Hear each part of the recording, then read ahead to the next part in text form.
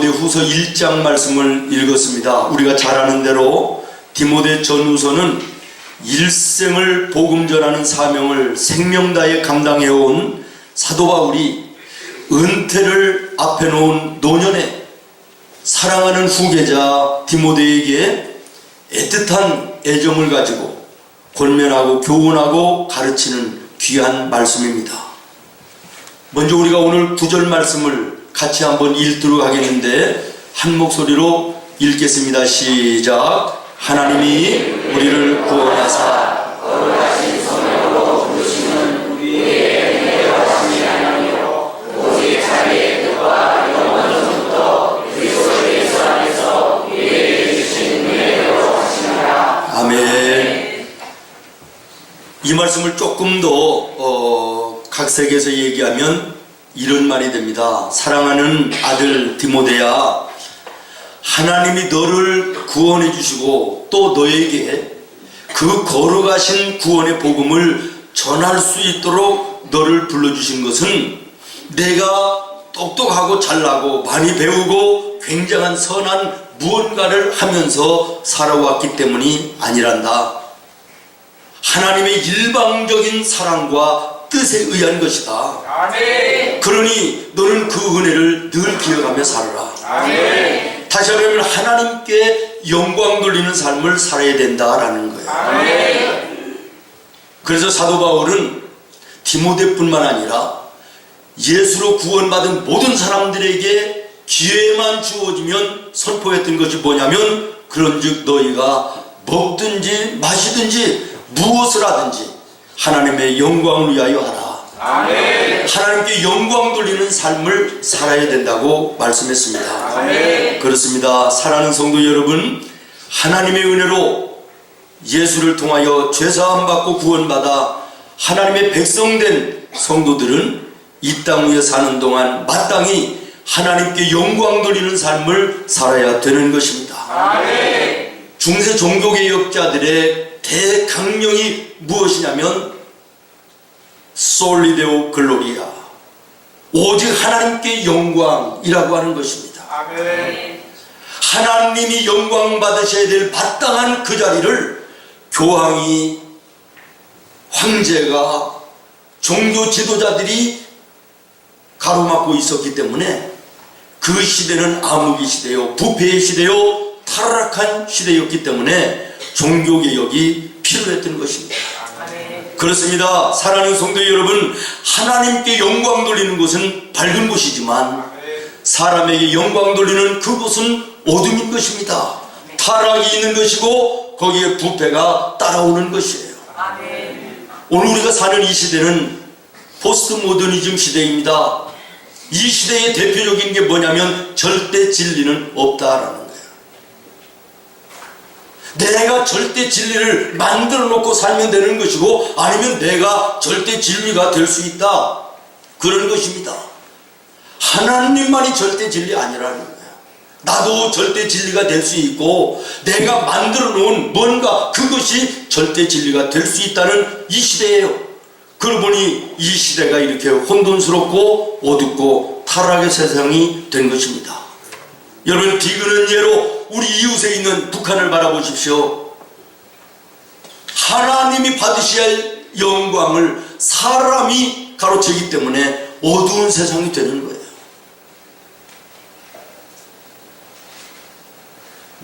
교회가 한 일을 목사가 영광으로 받는 것 같은 이런 때가 종종 있어 참 불편하고 안타까운 때가 참 많이 있습니다.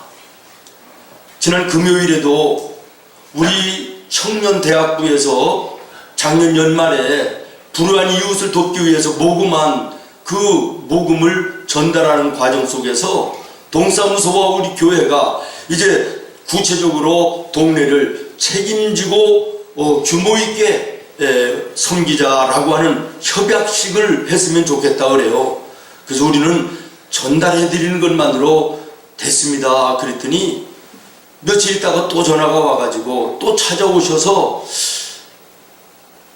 우리 교회가 하는 일을 좀 다른 사람들도 알아야 어려운 이웃들을 돕는 데 동참하게 되는 것이니 힘들지 않으시면 좀 와서 이 협약식을 해주셨으면 좋겠습니다. 그래서 우리가 이제 갔는데요.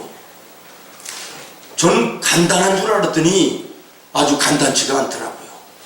동사무소 회의실 하나가 이렇게 정해지고 사회자가 나오시고 순서지가 인쇄되고 신문이나 텔레비 같은 데서 보는 그 많지도 않은 성금인데 이걸 만드셔가지고 이걸 뭐 전달하는 식도 있고 사인하는 이런 순서도 있고 또 내빈을 소개하고 인사하는 시간도 있고 내내 얼마나 불편하고 부끄럽고 몸둘 바를 모르겠는지 우리 젊은이들이 그 추운 날 그렇게 열심히 수고하고 헌신해서 모금한 것을 내가 교회 대표로 전달하면서 이렇게 박수를 받고 감사하다고 그러고 하는데 이게 하나님이 받으실 영광을 내가 가운데에서 가로막고 내가 가로채는 것은 아닌가 하는 불편한 마음, 송구스러운 마음을 가졌습니다.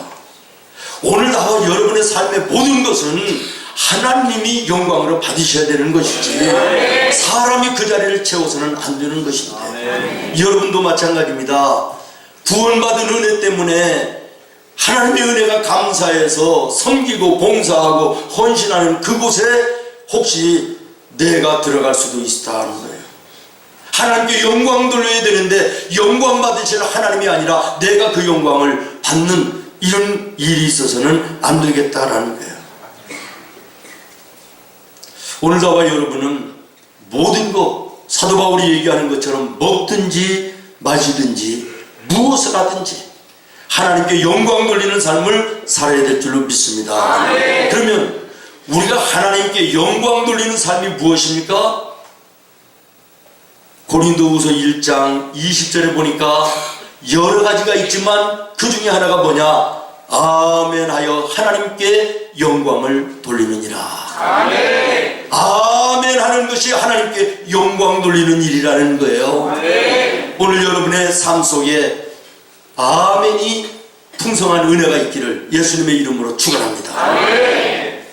따라 한번 하겠습니다. 아멘 하는 성도가 되자. 아멘 하는 성도가 되자. 아멘, 아멘, 아멘. 아멘, 아멘, 아멘. 찬송할 때도 아멘 하고, 기도할 때도 아멘 하고, 말씀을 들을 때도 아멘 하자. 아멘의 신앙으로 한 해를 승리하자. 아멘. 예, 아멘이 풍성한 사람은요 은혜가 있는 사람이에요. 아무나 아멘이 안 돼요. 내가 하나님을 인정하고 하나님을 경외하는 마음이 있어야만 아멘이 되는 거예요. 아멘. 이봐요, 아멘 안 되는 사람은 안 되잖아요. 저도 은혜가 없을 때는요 아멘이 안 되더라고. 근데 내가 은혜가 되면요 내가 정말 하나님을 사랑하고 그 하나님을 믿고 그 하나님을 의지하면요 아멘 되게 돼 있어요. 아멘. 아멘의 신앙으로 이 한 해를 승리하는 우리 성도들 되기를 바라요. 아멘. 아멘은 뭐냐? 그 하나님의 말씀이 내 것이 되기를 원합니다. 아멘. 그 하나님의 말씀대로 됐으면 좋겠습니다. 아멘. 내가 그 말씀대로 살겠습니다. 아멘. 믿음의 결단인 거예요. 아멘. 그러므로 여러분들이 이게 무슨 말씀인지는 잘 이해가 안 되더라도 저것이 하나님의 말씀이다. 아, 좋은 말씀이다. 인정할 만한 말씀이다. 이렇게 생각되면 아멘 하시면 돼요. 아멘. 그러면 그 말씀이 내 마음속으로 들어오는 거예요. 아멘. 내가 그 말씀을 먹는 것과 똑같아요. 아멘. 지난달 9일날 저녁을 무엇 먹었는지 기억나시는 분 있어요? 지난달 9일날 저녁 반찬 뭐 먹었는지 기억하시는 분이 있나요? 없어요. 그러면 1년 전에 17일날 점심은 반찬 뭐 먹은지 기억나시는 분 있어요? 없어요. 없음에도 먹은 것은 틀림없고요. 그 먹은 것 때문에 오늘 내가 건강한 거예요. 이 자리에 있는 거예요. 우리가 하나님의 말씀이 다 무슨 의미인지 알지는 못해도 내가 아멘으로 그 말씀을 마음에 담으면 그 말씀이 우리 영의 양식이 되고 우리 육신의 삶을 이끌어나가는 힘이 돼서 영육간의 강건함으로 날마다를 승리하며 살게 되는 거예요. 그래서 아멘을 잘하는 성도는 하나님의 말씀을 내 마음에 품고 그 말씀을 통하여 영육간에 강건하여 이 자리에 있는 거예요. 믿습니까? 그래서 아멘 잘하는 우리 성도들이 되기를 바라요. 느헤미야 8장에 보니까요, 이스라엘 나라가 무너져가요. 타락하고 부패해서. 그래서 느헤미야 선지자가 이스라엘 백성들을 광장에 모으고 회개하며 하나님께 기도하고 하나님의 말씀을 전하는데요, 하나님의 말씀을 전할 때마다 광장에 모여있는 이스라엘 백성들이 아멘을 하는데 아멘을 한 번으로 끝나지 않더라고. 아멘, 아멘, 더블 아멘을 해요. 사랑하는 여러분, 그 아멘 속에 무너져가던 타락하고 부패했던 이스라엘이 다시 회복되는 역사가 있었음을 주목하시기를 바랍니다. 오늘 여러분의 삶 속에 아멘 신앙이 되어서 여러분의 삶이 새로워지는 역사가 있기를 바라요. 여러분의 가정이 정말 예수 안에 건강하고 예수 안에 복되고 예수 안에 형통한 은혜의 아름다운 가정과 인생길이 되기를 예수님의 이름으로 축원합니다. 아멘이라는 게 하나님을 경외하고 하나님을 인정하고 하나님을 믿는 자의 마음속에서 나오는 거예요.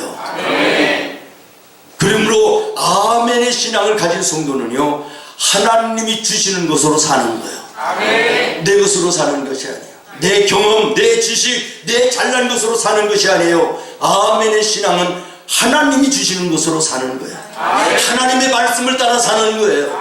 세상 쫓아가지 아니하고 사람 쫓아가지 아니하고 하나님 쫓아가며 사는 거예요. 말씀 쫓아가며 사는 거예요. 하나님이 주시는 것을 가지고 사는 거예요. 아멘. 저는 모쪼록 이 한 해 하나님이 주시는 것으로 여러분들이 승리하며 살 수 있기를 예수님의 이름으로 축원해요. 오늘 본문 7절 말씀을 여러분 한번 보시겠습니까? 하나님이 우리에게 주시는 것이 있습니다. 7절을 같이 읽겠습니다. 시작. 하나님이 우리에게 주신 것은 두려워하는 마음이 아니요 오직 능력과 사랑과 절제하는 마음이니. 아멘. 하나님이 우리에게 주신 것은 두려워하는 마음이 아니라 담대한 마음을 주셨다라는 거야. 믿습니까?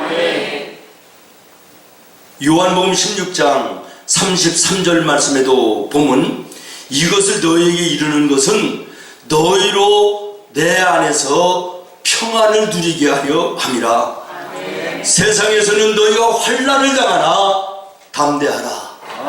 내가 세상을 이겼노라.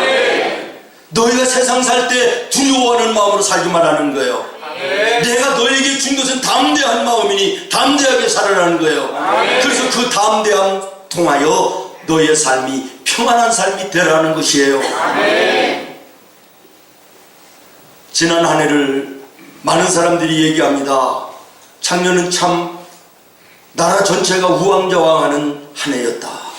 대통령이 자리에서 끌어내려져 오고 또 새로운 대통령이 들어가서 정말 이 한 해가 어떻게 지나갔는지 우왕좌왕하면서 1년이 지났고 2018년 새해는 그야말로 내일 어떤 일이 일어날지 모르는 그야말로 예측 불가능한 오리무중의 상태가 이 한 해다, 이런 얘기를 많이 해요. 저도 거기에 동의를 합니다마는 그러나 염려할 것이 없습니다. 우리 예수 믿는 성도들은 걱정할 것이 없는 것입니다. 우왕좌왕하는 세상이든 오리무중의 세상이든 분명한 것은 그 속에서도 하나님은 함께 하시고 하나님은 역사하시고 믿는 자들에게 모든 것을 합력하여 아름답게 하시는 은혜를 베풀어 주시기 때문에 그렇습니다. 그런 거로 우리는 날개 부러진 새처럼 축 늘어진 그런 삶이 아니라 우리 프랑카드에 있는 것처럼 독수리 날개치며 올라감 같은 힘있고 능력 있는 삶을 하나님 앞에 살아야 될 줄로 믿습니다. 오직 여호와를 앙망하는 자는 새 힘을 얻으리니 독수리가 날개치며 올라감 같을 것이요 다른 박질하여도 곤비하지 아니하겠고 걸어가도 피곤치 아니하리로다. 그렇습니다. 사랑하는 성도 여러분, 오늘 우리들을 주변으로 싸고 있는 이 시대는 어둠의 시대요, 원망과 불평으로 가득하고 근심과 염려로 넘쳐난 세상이요, 죄악으로 관영한 세상이라 할지라도, 그래서 오리무중의 세상이라 할지라도 여호와 하나님을 사랑하는 자, 여호와 하나님을 바라보는 자, 하나님을 신뢰하고 믿는 자들에게는 독수리가 날개치며 올라감 같은 새 힘을 하나님이 허락해 주실 것이고, 다른 박질하여도 달려가도 곤비치 아니하는 은혜를 하나님이 허락해 주실 것입니다. 담대한 마음을 가지고 이 한 해를 승리하는 나와 여러분 되기를 예수님의 이름으로 축원합니다. 하나님을 앙망하며 하나님을 바라보는 자에게 하나님이 반드시 함께 하십니다. 위험한 자리에 처할지라도 위험 속에서 나를 건져주실 것입니다. 인생 속에 넘어지는 일이 있을지라도 일으켜 세워주실 것입니다. 우리의 삶에 부족한 것이 있을 때 구하면 예수님의 이름으로 채워주시는 하나님의 공급하시는 은혜를 보게 될 것입니다. 세상을 바라보면 두려운 마음이 있을 수 있습니다. 그러나 하나님을 바라보고 세상을 바라보면 담대해집니다. 이런 믿음이 나와 여러분에게 있기를 바라요. 80살 먹은 꼬부랑 할아버지가 꼬부랑 지팡이 하나 들고 그 당시에 세계를 호령하던 애굽의 바로왕 앞에 우뚝 섭니다. 그리고 외칩니다. 내 백성을 내놓으시오.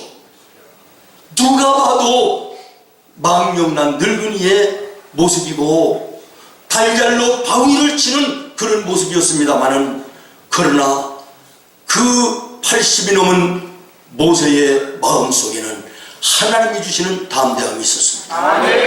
하나님이 주시는 담대함이 있었습니다. 다윗은 어린 조그마한 아이고 골리앗은 거대한 장군이었지만, 그러나 다윗은 골리앗을 향하여 소리 지릅니다. 너는 오늘 나의 밥이다. 너에게는 하나님이 없고 나에게는 하나님이 주시는 담대함이 있다. 거대한 골리앗이 나무 토막 썩은 것처럼 쓰러진 줄로 믿으시기를 바랍니다. 여호수아와 갈렙의 눈앞에 거대한 아낙 자손들이 보였지만, 그러나 여호수아와 갈렙의 마음속에는 하나님이 주시는 담대함이 있었습니다. 너희는 우리의 밥이라. 오늘 여러분의 마음속에 하나님이 주시는 담대함이 있기를 예수님의 이름으로 축원합니다. 여러분의 마음속에 염려와 두려움과 불안함, 초조함이 있습니까? 마귀가 주는 것입니다. 세상이 주는 것입니다. 오늘 분명히 말씀하십니다. 하나님이 너희에게 주신 것은 두려워하는 마음이 아니다. 담대함이라고 말씀합니다. 사랑하는 여러분, 이 담대함을 가지고 세상을 향하여 나가시기를 바랍니다. 계란 같은 모세에게 하나님이 함께 하셨던 거로 바울 같은 바로가 무릎을 꿇은 줄로 믿습니다. 계란 같은 다윗에게 하나님이 주시는 담대한 마음이 있었기에 그 앞에 바울과 같은 골리앗이 쓰러진 줄로 믿습니다. 하나님이 주시는 담대한 마음으로 세상을 향하여 나갈 때 여러분의 앞을 가로막는 골리앗 같은, 바로왕 같은, 여리고성과 같은, 홍해와 같은 모든 장애물이 무너지게 될 줄로 믿습니다. 갈라지게 될 줄로 믿습니다. 시온의 대로를 걸어가는 놀라운 은혜의 역사가 나타나게 될 줄로 믿습니다. 믿음으로 사는 자는 하늘을 이로 받겠네.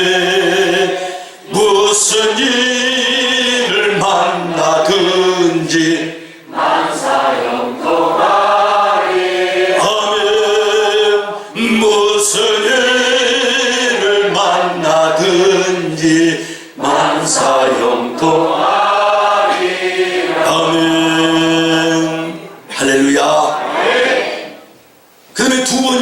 하나님 우리에게 주시는 마음은 따라하겠습니다. 사랑하는 마음.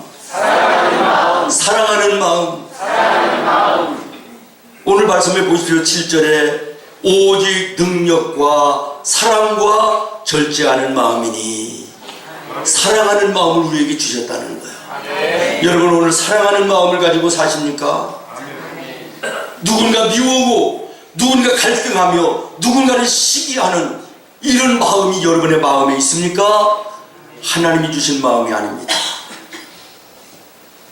악한 마귀가 세상이 주는 마음입니다. 오늘 나는 사랑의 마음을 품고 세상을 살고 있는지 돌아보시기를 바라요. 사람은 누구를 막론하고 사랑받기를 본능적으로 원하게 되어 있습니다.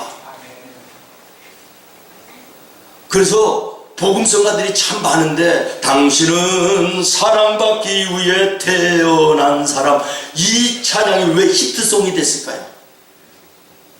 사랑받고 싶은 본능, 사랑받고 싶은 욕망이 누구에게든지 있기 때문에 이 찬양을 다 좋아하는 거예요. 그런데 여러분 주목하십시오. 예수님은 그렇게 말씀하시지 않습니다. 받는 자보다 주는 자가 복이 있느니라. 아멘. 다시 말하면 사랑을 받기를 원하는 사람보다 사랑하며 사는 사람이 더 복이 있는 자라는 거예요. 아멘. 물론 우리가 다른 사람들로부터 사랑을 받으면서 사는 것도 복되는 거예요. 그러나 사랑하며 사는 사람은 더 복 있는 자라는 거예요. 이게 예수님의 말씀이에요. 저는 우리 생문의 성도들이 이 한 해 복 있는 자의 삶이 되기를 간절히 기도합니다. 그렇게 되기를 원합니다. 여러분, 복 있는 삶을 살기를 원하세요? 그러면 사랑 먼저 받으려고 하지 말고 여러분이 먼저 사랑하세요. 왜? 예수님이 말씀하세요. 사랑받는 사람보다는 사랑하며 사는 사람이 더 복이 있다. 예수님은 말씀만 하시지 않았습니다. 그 사랑으로 우리를 찾아오셨어요. 사랑할 수 있는 사람을 사랑하는 것은 할 수 있지만 예수님이 우리를 사랑하실 만한 가치가 우리에게는 없었어요.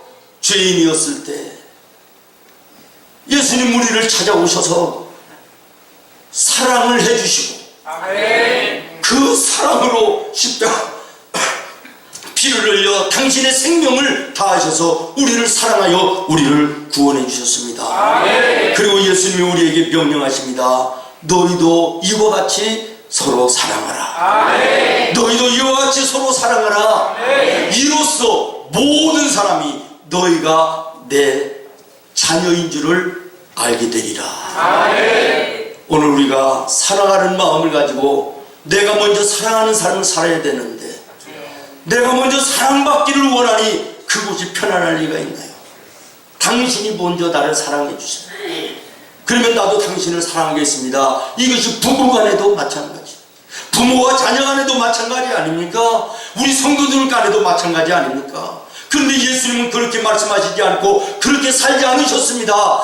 먼저 사랑하라는 것입니다. 그리고 사랑하며 예수님이 사셨습니다. 그리고 우리에게 말씀하십니다. 너희도 이와 같이 서로 사랑하라. 먼저 사랑하라는 거예요. 저는 이 사랑에 대해서 길게 말씀드리지 않으려고 합니다. 그러면 우리가 먼저 사랑하는 것이 뭐냐? 사랑이 뭐예요? 사랑이 뭐지요? 사랑이 무엇냐고 물으신다면 그게 아니에요. 사랑이 뭐냐 가르쳐 드릴게요. 따라해요. 지는 것이다. 사랑이 뭐라고요? 지는 거예요. 지는 거예요. 우리 어르신들 말씀합니다. 자식 이기는 부모 없다. 부모가 자식한테 힘이 없어 지는 것입니까? 뭐가 없어 지는 거예요? 사랑하니까 져주는 거예요. 근데 뺑덕 엄마는 아니에요. 공주팥쥐 엄마도 아니에요. 왜 그 부모가 이기지요? 사랑이 없으니까 이기는 거예요. 사랑하면 지는 것입니다. 져주는 것입니다. 오늘 여기에 무슨 다툼이 있을 것이고, 여기에 무슨 갈등이 있을 것이고, 여기에 무슨 미움이 있을 것이에요. 내가 당신을 먼저 사랑하겠습니다 하는 부부간에 무슨 싸움이 일어나요? 내가 먼저 사랑하겠다고 하는 그 교회에 무슨 다툼이 일어나겠어요? 당신은 먼저 사랑하라, 나도 그럼 사랑할게. 여기에 갈등이 일어나고 다툼이 일어나는 거예요. 분명한 것은 예수님이, 하나님이 우리에게 주신 마음은 사랑하는 마음인데, 그 사랑은 먼저 하는 사랑임을 기억하시기를 바랍니다. 마지막으로 세 번째, 하나님이 우리에게 주시는 말씀은 절제하는 마음이니. 절제하는 마음이니. 여러분 한번 따라하겠습니다. 이 한 해 절제하며 살자. 절제한다는 것은 다른 말로 얘기하면 조심한다는 거예요. 내 생각하는 것도, 내가 말하는 것도, 내가 행동하는 것도 나오는 대로 하지 말고, 내 감정이 시키는 대로 하지 말고, 하나님의 뜻인지 하나님이 기뻐하시는 것인지 한번 생각하고 조심해서 절제할 줄 알라는 거예요. 갈라디아서 5장 22절로 3절에 보면 우리가 잘 아는 성령의 9가지 열매가 있습니다.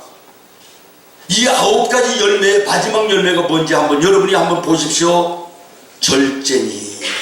마지막 열매가 절제예요. 앞에 있는 모든 열매가 아름다운 열매지만 그 모든 열매가 마지막으로 절제함이 없이는 아름다운 열매가 될 수 없다라는 거예요. 사랑도 절제가 필요한 것입니다.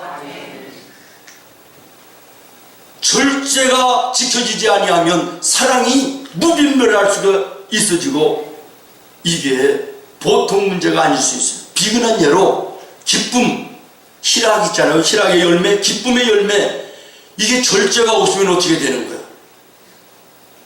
기쁨의 열매가 절제가 안 되면 어떻게 되죠? 안 해보셔서 잘 모르는구나. 초상집에 갔는데도 절제가 안 된다.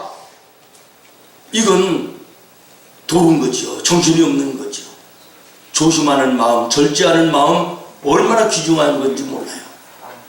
여러분, 이 한 해 승리하며 복되게 살기를 원하면 따라요. 입을 절제하자. 예, 입을 절제하며 사세요. 아멘. 저는 연말에 참 마음이 아픈 일들이 여러 가지 있었는데, 그 중에 하나가 말에 상처를 받고 교회를 떠나는 분들이 계셨다.